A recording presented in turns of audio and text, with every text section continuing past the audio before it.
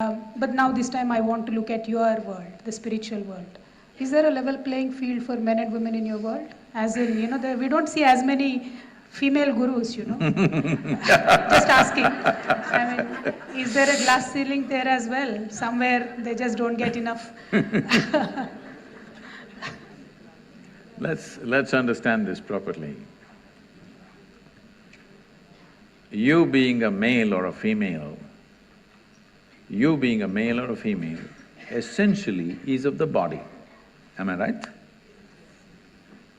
If you're talking spirituality, we're not talking about the body, we're talking about the inner nature of this life. So, one thing I want to say is, women can never get enlightened.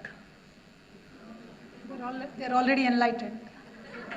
They can assume but a man, it's impossible for him to be enlightened.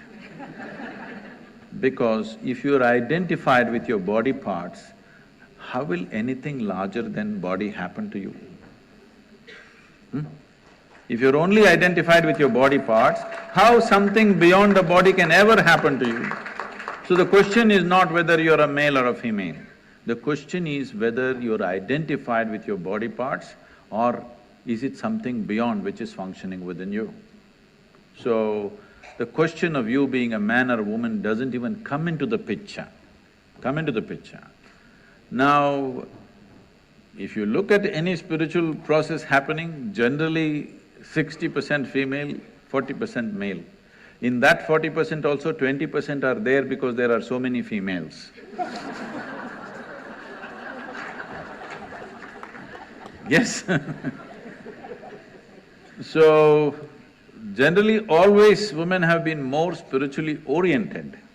Maybe they did not become well known in the society as spiritual leaders, simply because you must understand, it's a question of transport and transmission.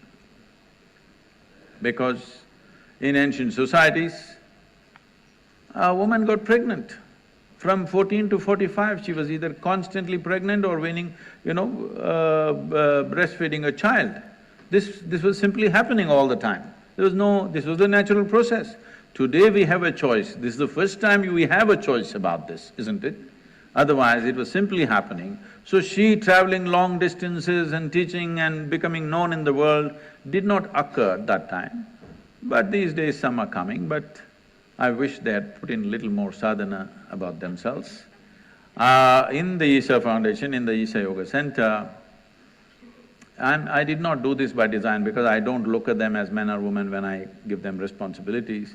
But somehow, though I'm very level in my head, in spite of that, I think nearly 70% of the positions are held by women.